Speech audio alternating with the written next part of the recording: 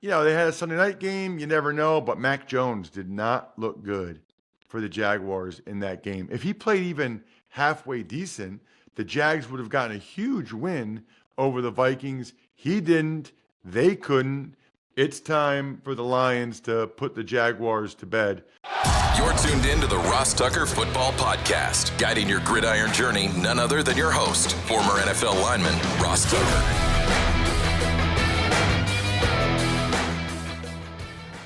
Oh, yeah, it is. But it's not just any Ross Tucker Football Podcast.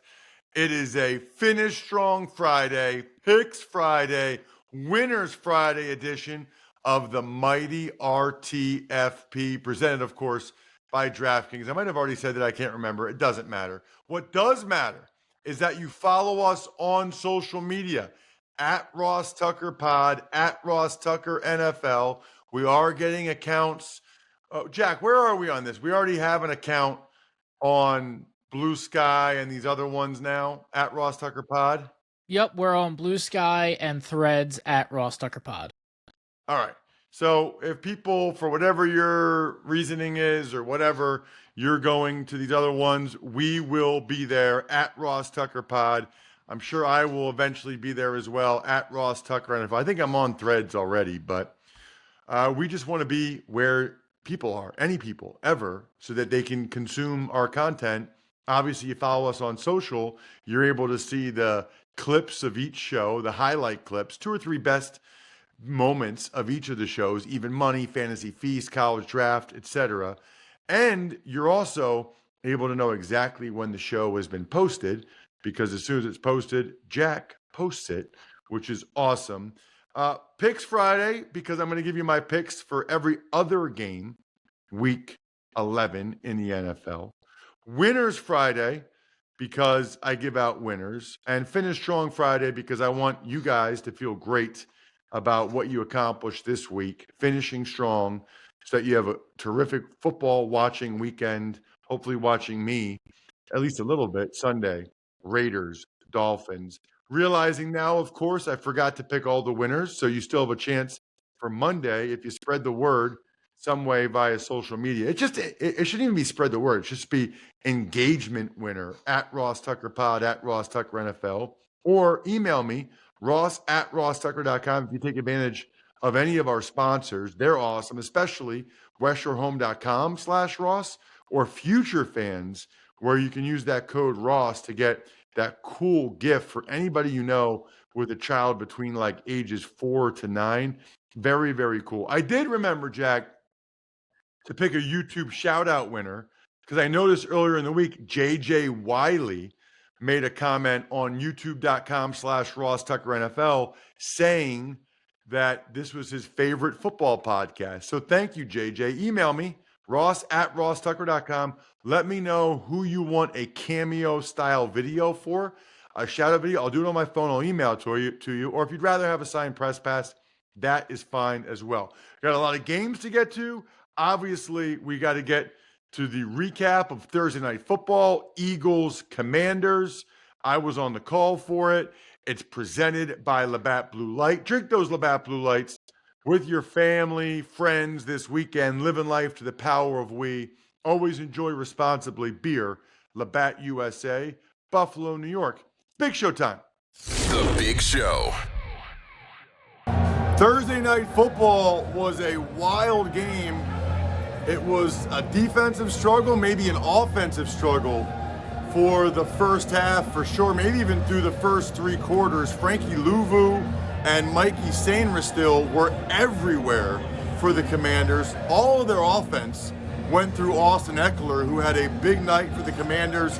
But in the second half, the Eagles absolutely took over, in large part behind Saquon Barkley and that offensive line. Saquon Barkley almost went for over 200 yards again for the Eagles, broke the game open with 2 long touchdowns where the hole was so big you probably could have driven a bus through it. Unbelievably impressive job by the Eagles offensive line. I thought the 2 biggest plays of the game were, number 1, when the Commanders, for some unknown reason, down by 2, after they lost yardage on 2nd and 1 and 3rd and 1, they go for it on 4th and 2 rather than kick the field goal to take the lead. I don't know if that's analytics or what, but makes absolutely no sense to me whatsoever. The Eagles follow that up with a big catch and run by Dallas Goedert, but he fumbled. The backup tight end, Grant Calcaterra, if he's not there to recover that fumble, it might have been a different game. Eagles pull away with the big win in the fourth quarter, 26-18. All right, we are just about in the holiday season, which means it's time to watch football and make delicious Smirnoff cocktails. From Thanksgiving to Black Friday and Christmas, Smirnoff and the NFL, they are with you every step of the way. This holiday season, when you're enjoying the game and your cocktails, please make sure to drink responsibly. Take a minute, make a plan, never drive impaired. Please drink responsibly. Smirnoff number 21 vodka, distilled from grain, 40% alcohol by volume. The Smirnoff Company, New York to New York. Please do not share with anyone under legal drinking age. There's a reason Smirnoff's the world's number one vodka and an official vodka partner of the NFL. Smirnoff, we do game days. Want to know which team is going to win every single game on Sunday? Then listen up. All right, Ross, we're going to kick off the games with the Packers. They're at the Bears in Chicago. Should be a good one. Well, maybe not. I'm hoping it's a good one. You know, I think that's what I just say sometimes. Should be a good one. I don't know. It could be a terrible one. The Bears have been pretty terrible. If the Patriots just beat them by 16, maybe the Packers will beat them by more than that. Packers coming off the bye, so we'll see if Jordan Love looks like he's 100%. Did not appear to be 100% in that last game he played. I think, what was it, against the Lions? Didn't look like he was 100% in that one. But hopefully the bye let him heal that. And we're all curious to see what the changes on the offensive side of the ball do for Caleb Williams and the Bears. It has been ugly. You heard Greg Cosell yesterday talking about it and some of the issues from Caleb Williams' perspective, which I appreciate. I feel like everybody else, all they do is blame the Bears organization. You know, oh, the coaches think, and they shouldn't have done this and this. There's truth to all of that. But maybe a little bit of accountability, a little bit of responsibility for the number one overall pick quarterback who, as Greg mentioned, got sacked over 80 times his last 2 years in college. It'd be really hard to pick the Bears to win this game. I'm not going to do it. I do think their defense is pretty good, though. So I'll go 20-13 Packers. Next up, the Jaguars. Them and Mac Jones are headed to Detroit to play Lions. Right. This was pretty easy this week. Mac Jones and the Jags on the road. Yeah, that's going to be my larceny lock of the week. Presented by Larceny Weeded Bourbon. Lock in a win and seize tonight. Bardstown, Kentucky, 46% alcohol by volume. Think wisely. Drink wisely. Pick the Lions wisely. They'll probably win the game wisely. Now, you know, they had a Sunday night game. You never know, but Mac Jones did not look good for the Jaguars in that game. If he played even halfway decent, the Jags would have gotten a huge win over the Vikings. He didn't. They couldn't. It's time for the Lions to put the Jaguars to bed officially. I think the Lions win. I mean, this could get ugly. I'll say 31-16 maybe? 31-13? Blowout. Next up, we have a game you might know a thing or two about, the Raiders. They're at the Dolphins. The Raiders. Love these teams' uniforms. Love their history going back to the 70s. Love their national, and someone pointed out to me on social media, international fan bases, which is very cool. Hopefully a lot of people watch on the Red Zone or watch on Sunday Ticket, because it's not going to a huge audience with a bunch of other 1 o'clock games. Really hard to pick the Raiders in this one. I will say this. If you pick the Raiders, you are showing faith in the changes they made on the offensive side of the ball. You are showing faith in new offensive coordinator Scott Turner and his father, Norv. And you are putting a lot of stock, as Steve Fezzik talked about on the Even Money Betting podcast into the rest disparity. The Raiders are coming off of a bye. So the Raiders have had 14 days of rest. Meanwhile, on the other side, the Dolphins played in LA on Monday night. They probably didn't get back to Miami till like 6 a.m. So they've had arguably 6 days rest to recover for this one. That would be the edge for the Raiders. I just think the Dolphins, Tua is completing 77% of his passes since he came back from IR. Their defense looked awesome on Monday night. Give me the Dolphins in this one. Obviously, hoping and praying as the broadcaster for the game that it's a close one. And I think the Raiders will be able to hang for a while. I'm going to say 23-16 Dolphins. Next up, we have the Danny Amendola Bowl. The Rams, they're at the Patriots. Nice. Do you remember Danny Amendola with the Rams? Yeah, I was like middle school, like 12, 13. When was that? I barely remember him with the 2012, Rams. 2013. Yeah. I'm easy. He's got to take the number minus 2,000. That's nice. That is easy. You were born in 2000? Yeah. Gosh. I remember New Year's Eve when it turned 2000. I was 21. That was a good night, my friend. That was a good night on a lot of different levels.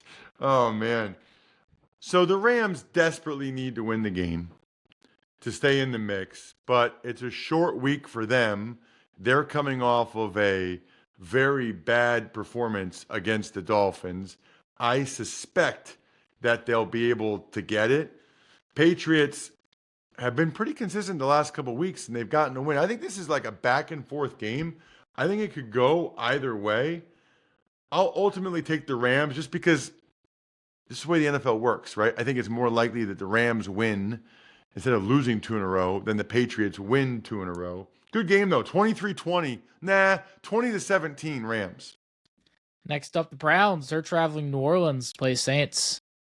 So the Browns got a few weeks ago in that game I called for CBS against the Ravens, they got the new quarterback boost with Jameis Winston. And then the Saints just got the new interim head coach boost with Darren Rizzi.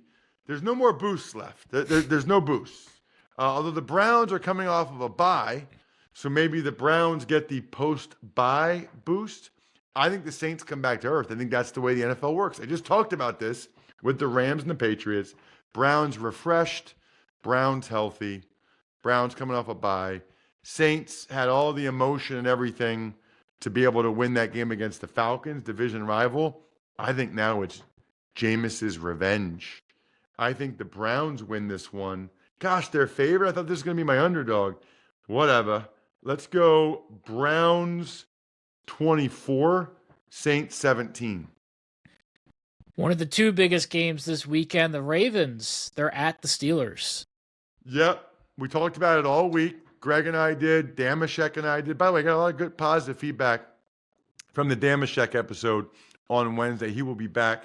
Big fan of Dave Damashek. I just like some of the topics we talk about. You know what I mean? Like food and uniforms and stuff.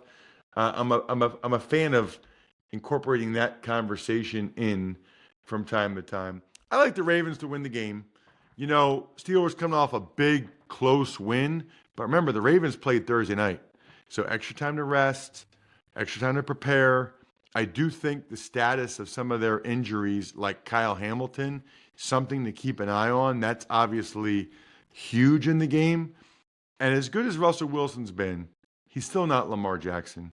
20-17 Ravens, 3-point game, same as it ever was. Great song. Minnesota Vikings at the Tennessee Titans. What is that song?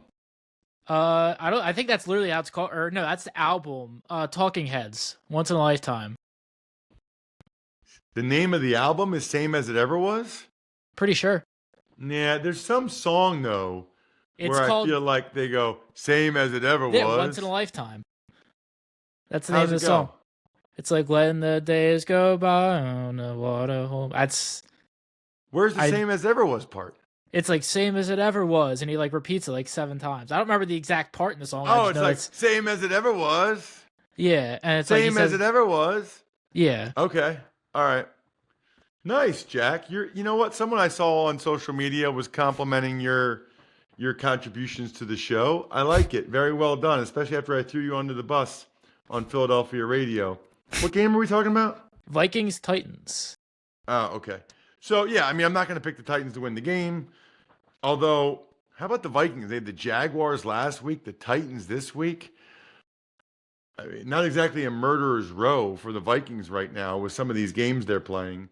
I don't think they're going to blow them. I think it's another really closely contested game. Programming note, I did see where Dr. Chow, sportsinjurycentral.com, said that J.J. McCarthy didn't actually have a second surgery.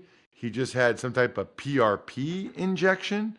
So somebody might have said procedure, and then the person might have thought procedure meant surgery, but that's not as bad as a surgery, just getting a PRP injection. So that's good news for the Vikings. The other good news for the Vikings is I think they'll win the game.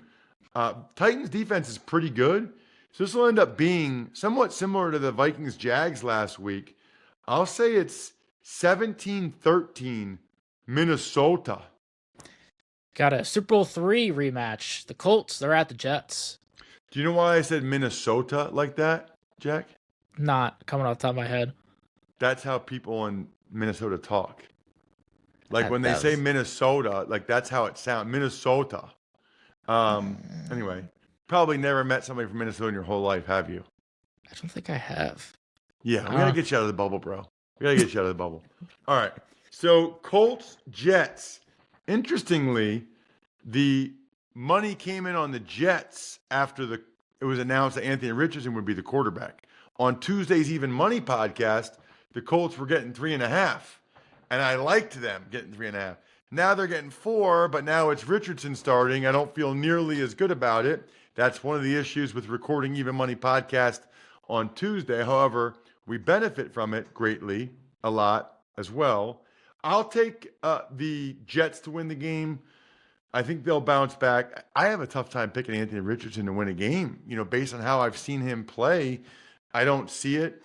I think the Jets win. And a win for the Jets here more or less knocks the Colts out, I would say, of realistic playoff contention. You know, then at this point, they'd both be 4-7. I mean, they both would still have a chance. You go 9-7, you might get in, but I don't know. I'll take the Jets. Aaron Rodgers bounce back 23-20 over the Colts. The Atlanta Falcons, they're at the Denver Broncos. Sneaky, juicy game here, Jackie boy, because both these teams desperately need it. Right now, they would both be in the playoffs. So there's a couple games that aren't one of like the 3 marquee games, but Falcons, Broncos, Chargers, Bengals, which we'll get to, I think are pretty fun, compelling matchups. Man, I've gone back and forth on this one. I think you can make an argument either way. I guess I'll take the Broncos playing at home with the altitude. I don't know, though. They both had really tough losses. Give me the Broncos. Don't feel great about it. How about 24-23 Denver? But this is like a true toss-up game. Would not be surprised at all if the Falcons win. But outside, elevation, Denver at home, Denver D. I'll take the Broncos. 24. Let's go 20-17. A little bit lower scoring. Got an NFC West battle. The Seahawks, they're at the Niners. I didn't even mention this one when I talked about the other compelling matchups for playoff reasons, but that's exactly what this game is as well, right? I mean, you've got a Niners team that it's interesting because they looked better, and Greg mentioned, that they played more the way they wanted to play with McCaffrey and the matchups he creates in middle of the field. They still barely beat the Bucs. That said, a lot of that was because of the missed field goals by Jake Day 2 pick Moody, the Niners field goal kicker, who really struggled in that one. Not sure what to make of the Seahawks coming out of the bye. Really not sure what to make of the Seahawks, period. It just feels like they've really been up and down. I think that they're due for an up game. So that would be a positive. After that tough loss to the Rams and the bye, they've made some changes, including at off the ball backer. But man, you look at it, I forget what it is, but the Niners have really, really had the Seahawks number. I will expect that to continue. I think this one ends up probably similar to the Baker Bucks game. How about 27-20 Niners win? Got the marquee matchup of the weekend, the Kansas City Chiefs. They're at the Bills.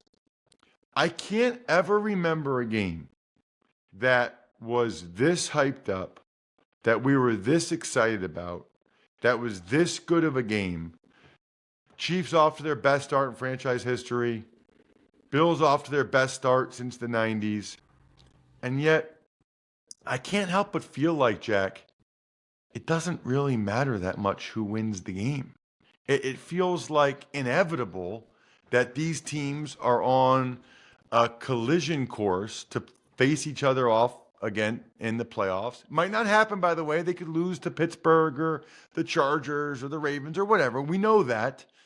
But just seems like they play in the regular season and the Bills win every year. And then they play in the postseason and the Chiefs win the rematch in the playoffs every year.